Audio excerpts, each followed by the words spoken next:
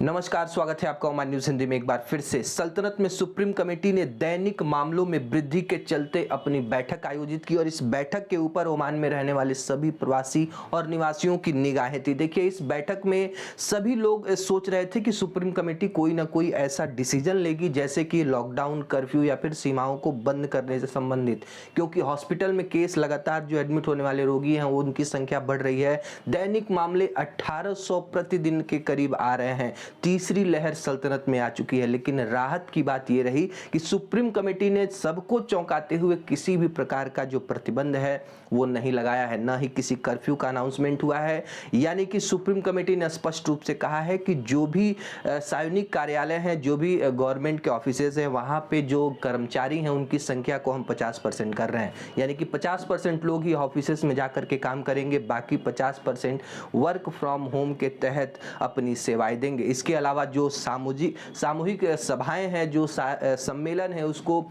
स्थगित किया जा रहा है। सभी प्रकार के जो भी खेल आयोजन हो रहे हैं, इनमें यदि आप दर्शकों को बुलाते हैं तो उनकी संख्या 50% से ज़्यादा नहीं होनी चाहिए। साथ में टीकाकरण का जो सर्टिफिकेट है वो दिखाना अनिवार्य होगा। सुप्रीम कमेटी ने कहा है कि सभी संस्थानों को, वो चाहे रेस्टोरेंट हो, कैफे हो, दुकान हो, इवेंट के हॉल हो, वहाँ पे 50% से ज़्यादा लोगों के जाने की अनुमति नहीं है।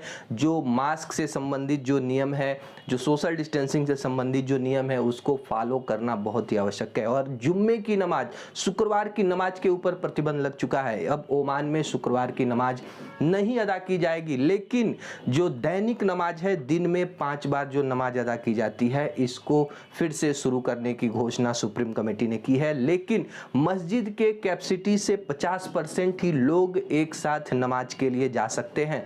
लेकिन उनको अपने साथ अपना जो दरी हो गया, अपना social distancing, face mask, sanitizer से संबंधित जो भी रूल एंड रेगुलेशन है, उसको फॉलो करते हुए इन प्रार्थना सभाओं में वो शामिल हो सकते हैं। ओमान में लगातार उत्तरी हवाओं का जो प्रभाव है वो बढ़ता जा रहा है। लगातार जो स्टॉर्म है वो आना कल रात से ही शुरू हो चुका है। इस समय सल्तनत में कई जगहों पे लगातार धूल भरी आंधियां चल रही हैं और ऐसे में जो रोड है वो दिखाई नहीं दे रहे हैं। जो रेगिस्तानों का जो बालू है पूरी तरीके से रोड पे ऊपर आ चुका है और इसके सफाई का काम भी जो नगर पालिकाएं करा रही हैं, लेकिन विजिबिलिटी एकदम कम हो चुकी है। यातायात महानिदेशालय ने कहा है कि जो भी वाहन चालक इस समय अपनी गाड़ियां चला रहे हैं, उनसे हम स्पष्ट कहते हैं कि आप ज्यादा ध्यान देते हुए गाड़ी को ड्राइव करिए। ये हेलेने पासपोर्ट इंडेक्स 2022 के अनुसार ओमान के पासपोर्ट को दुनिया के 64वें सबसे शक्तिशाली देश के रूप में इस पासपोर्ट को जगह दी गई है। यदि आपके पास ओमानी पासपोर्ट है तो आप 2022 में 80 देशों में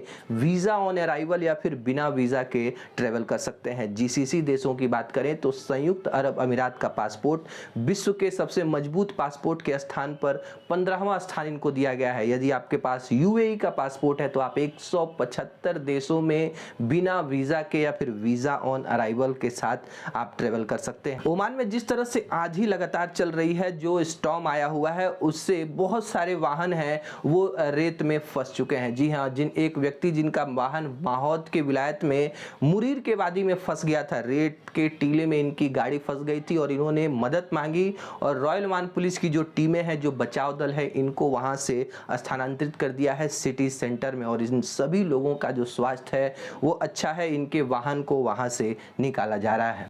सोहार के विलायत में खेत में अचानक से आग लग गई। उत्तरी अल्बतीना के राज्यपाल में एक घटना हुई जहां पे नागरिक सुरक्षा एम्बुलेंस प्राधिकरण की टीमों ने पहुंचकर इस आग पे काबू पा लिया है और किसी के भी घायल होने की कोई सूचना नहीं मिली है।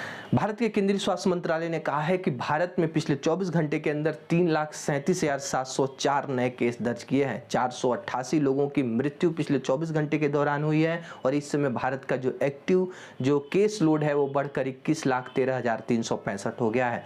भारत में जो ओमिक्रॉन के कंफर्म केस की बात करें तो 10,050 कंफर्म केस अभी तक मिल चुके हैं। डेली पॉजिटिविटी रेट 17.22% बताई जा रही है। यदि आपने वैक्सीन नहीं लगवाया है तो प्लीज अपनी वैक्सीनेशन कराएं और जहां तक हो सके मास्क को ठीक ढंग से पहने ताकि आप और आपके आसपास के लोग कोविड संक्रमण से मुक्त रहें। देखिए, आज के लिए बस इतना ही। वीडियो कैसा लगा लाइक करके जरूर बताएं और चैनल पे नए हैं तो प्लीज सब्सक्राइब कीजिए ताकि ओमान से जुड़ी हर अपडेट आप तक सबसे पहले पहुंचे। मिलता है अगले वीडियो में, तब तक अपना और अपनों का ख्याल रखिए। नमस्कार।